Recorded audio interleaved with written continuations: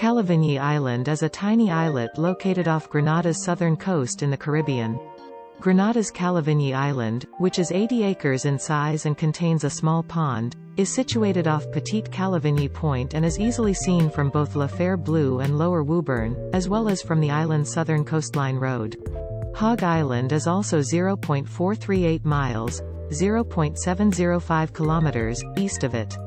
One of the priciest resorts in the entire globe. In recent years, several objects from the Arawakan Ceramic Age, 500 to 400 BC, have also been found, the majority of them in archaeological sites, including those on Calivigny Island. One such discovery was embellished with numerous black circular patterns on a red clay backdrop. Hurricanes and additional resort structures have subsequently destroyed the original site. A 10-room ancient inn known as Calivigny Island Inn operated on the island between the 1960s and 1970s. It was only a half-mile from Grenada's main island and was regarded as a delightful place to spend an afternoon by the white sands. Typically, the main tourists were local fishermen and snorkelers. Grenada and many of its neighboring islands have a rich maritime heritage. Yachts had to steer clear of the southeast coast of Grenada between Hog Island on the west and Kemen Bay on the east during the 1980s because Calivigny Island was home to an army base and training range, and seaboats could only travel within 5 miles of the islet with the Army's permission. The Calivigny Island Club Limited venture, which Howard M. Maynard founded in the 1960s, started making plans for a yachting resort in the late 1980s. By that time, the island had turned into a privately owned resort, making it difficult for outside visitors to access its 6 beaches, even though beaches are still considered public property under Grenadian law. In 2000, the island transformed into a 50-bed, exclusive resort that could be rented out for $140,000 a night on an all-inclusive basis. Frenchman Georges Cohen is the owner.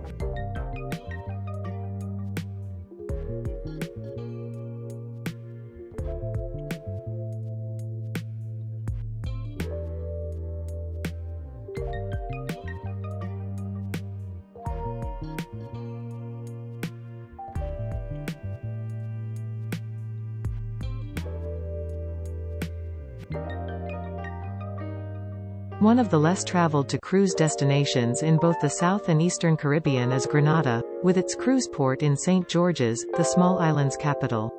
This cruise port has a special charm because of this and its natural beauty. Grenada has a lengthy pier that runs parallel to the coast where 2 large ships or 3 smaller ships can moor. The pier is close to St. George's main square, the capital of Grenada, with an estimated population of 112,500. At the end of this relatively new pier lies the Melville Street Cruise Terminal, which offers the majority of the services and amenities that cruisers need. The Grenada Tourism Authority has a great information kiosk at the terminal that offers decent maps and guides in addition to restrooms, ATMs, and free Wi-Fi for cruise passengers. Another stand offering tickets for the water taxi, another selling tickets for the beautiful train excursion through St. George, and the official taxi dispatch kiosk with set fares can all be useful for people looking to explore Grenada alone. The Esplanade Shopping Mall, which contains numerous shops, occupies a portion of the terminal. Most of them are small businesses selling trinkets from the area, but there are also a few, less than a dozen, of the traditional duty-free shops seen across the Caribbean, like Colombian Emeralds or Milano. You will be on the main street of the old St. George's downtown once you exit the terminal building. The stop for the sightseeing train excursion is on your left, and it's a great way to learn about the city's famous sights. Cruise passengers can access Mount Rouge Beach and Grand Anse Beach through the water taxi, which is also on the left side of the terminal and only a few hundred meters away. Grand Anse Beach is ranked among the best 10 beaches in the Caribbean. Both beaches are breathtaking and must be visited. The Fresh Market, which many people love browsing as a fantastic area to grab a drink in the shade, is nearby, only a few blocks from the terminal. The main street will turn to the right, leading to the Fort George Steps and the Sendle Tunnel entrance on the left, which connects this side of St. George to the lovely natural harbor known as Carenage.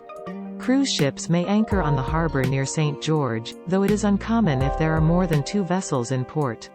The Carenage will thereafter be offered to cruise passengers. As was already mentioned, the Sendle Tunnel links this section of the old town of St. George to the city center. Given that you will be sharing the road with cars and there is no sidewalk to protect pedestrians, many visitors find it intimidating to cross this tunnel. However, the local tip used is to walk with the incoming traffic. Keep in mind that in Grenada, much like in Great Britain, traffic moves on the left.